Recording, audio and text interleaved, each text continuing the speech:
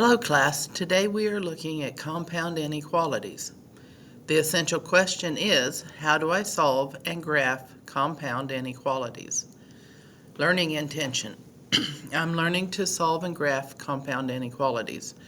So pause the video and do the warm-ups now. There's two warm-up questions. These are over the literal equations. Can you do them now?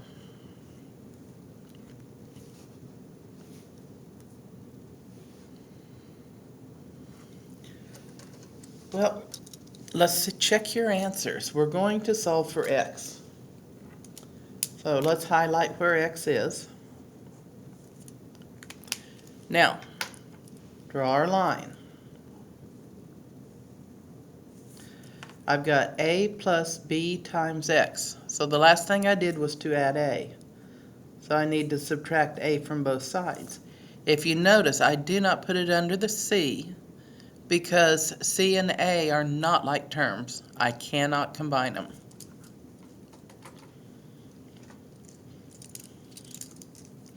B times x is equal to c minus a. I still need to do one more step, that is to divide both sides by b. So x is equal to c minus a divided by b. What restrictions do we have?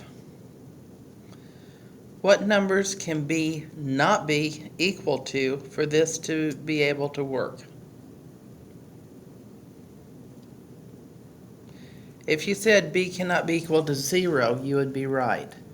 Every time we have a variable in the denominator, we need to make sure that we explicitly state what that variable cannot be equal to make it 0. If this would have been b plus 1, then b could not have been equal to -1.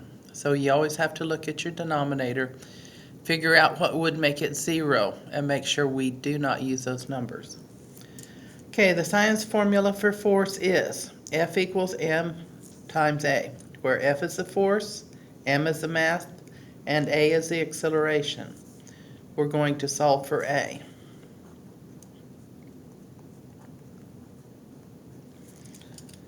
Once again, I need to show where there's my variable. All of this is multiplying, so now all I have to do is to divide both sides by m, and I will have a by itself. F divided by m is equal to a. Once again, we have to explicitly state m cannot be equal to 0. Okay, this brings us into our compound inequalities. You've got two types of statements. You've got or statements and you've got and statements. Or statements are looking for the union of the set. Union is like this. And statements mean you're looking for the intersection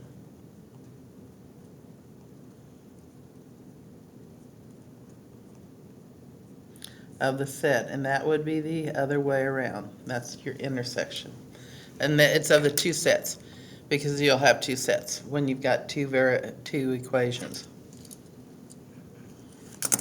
So, solve and graph. We solve these just like we would a regular equality, unless we're dividing by a negative number. So, as I'm solving here, m minus 2 is less than -8. I'll add 2 to both sides. M is less than -6. So if I'm looking at this, I'm going to put -6 about here. Is it an open or closed circle? Well, it's not equal to, so it is an open circle. Everything less than 6 goes this way. On the other one, m divided by 8 is greater than 1. I'm going to multiply by 8. And m is greater than 8. Once again, open or close circle. Well, that one's open. I'm going to put 8 right here. Then I'm going to highlight going in the positive direction. In this case, 8 is the smallest number. Okay, so when you have and statements, you're looking for your intersection. So the first thing is to solve. I've added 8, so I'll subtract 8 from both sides. X is greater than or equal to 1. 1. So I'm going to put 1 here.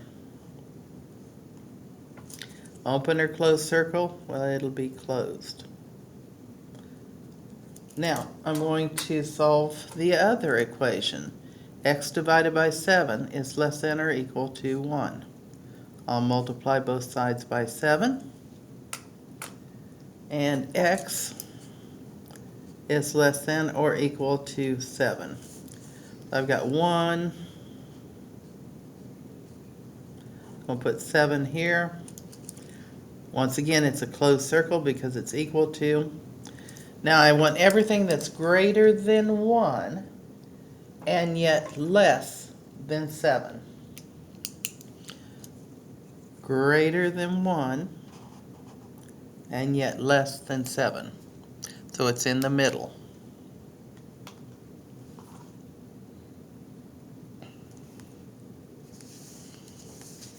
Okay. If you're still not understanding, back the video up and watch it again.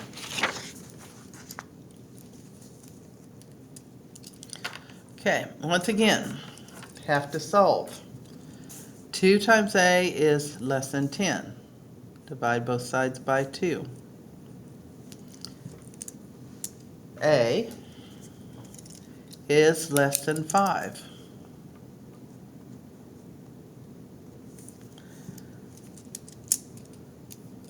Okay, a divided by 2 is greater than or equal to 3. Multiply both sides by 2. And a is greater than or equal to 6. So the two numbers I need are 5 and 6. I'm not going to put them right together on the line because that's really close. So I'm going to put 5 here. And it's an open circle because it's not equal to. But 5 is the biggest number, so I will be going in the negative direction.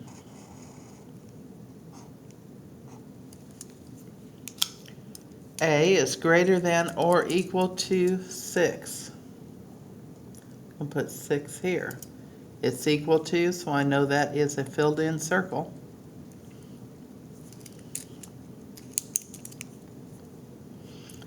And we go in this direction.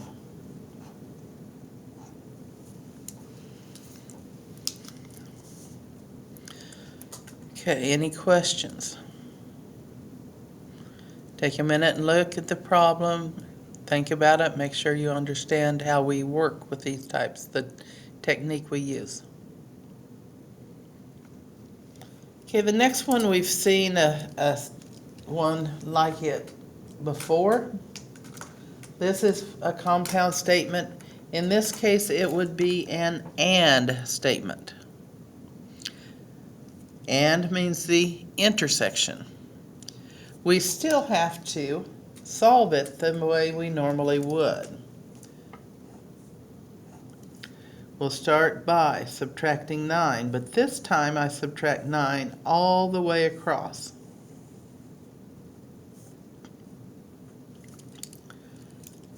Negative 1 minus 9 is negative 10, is less than. 2n is less than. 17 minus 9 is 8.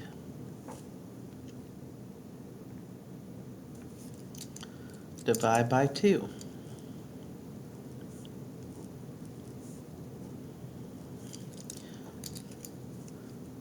Negative 5 is less than n is less than 8. So the two numbers I need are negative 5 and 8. Open or close circles. This was open, this one's open. If you notice, the n is in between the numbers. Our shading is in between the numbers.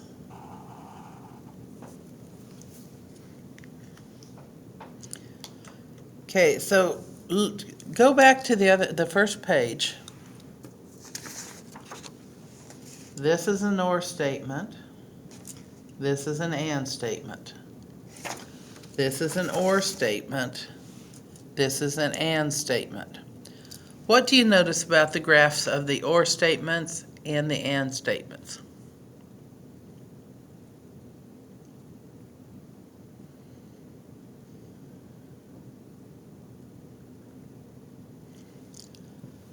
Well, or statements are graphed on the outside of the points.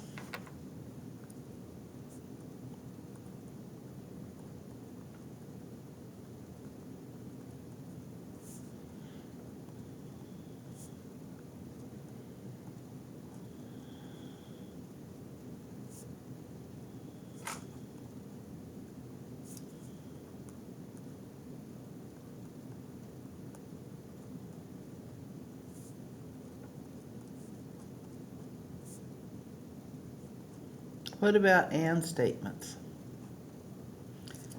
And statements are graphed between the points.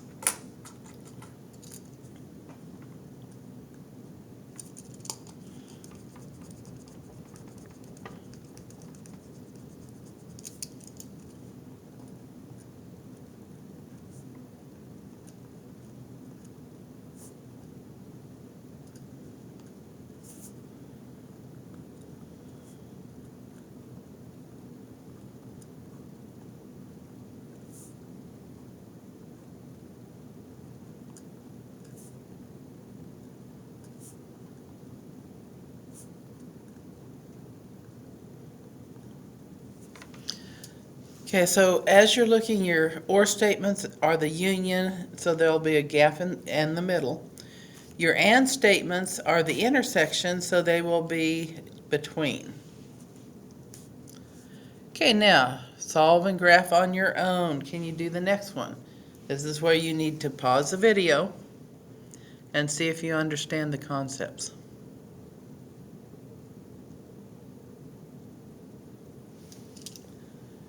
Well, I hope you tried. So let's look at how we solve.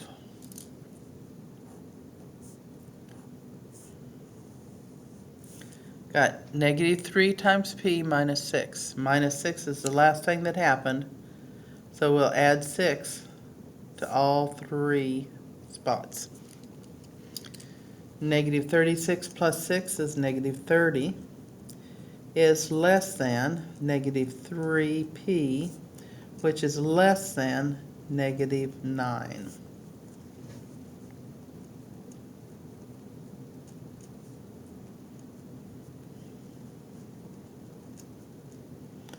Okay, now, last step is to divide, but we're dividing by a negative number. What does that do to our symbols? It will switch them around. So the first thing I want to do is make sure I switch my symbols around. Negative 30 divided by negative 3 is positive 10. Less than p. Negative 9 divided by negative 3 is positive 3. So we're in between 3 and 10 on the number line.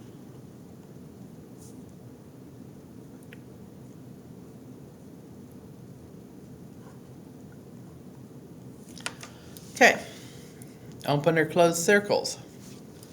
They are open circles, both of them, because it's not equal to. And the graphing, the P is in between, the graphing is in between, and we are done. Hopefully you were able to do that one on your own and you remembered the trick, well, the rule that you have to flip the signs around if you're dividing or multiplying by a negative number. I know I am successful when I can solve and graph inequalities, specifically compound inequalities.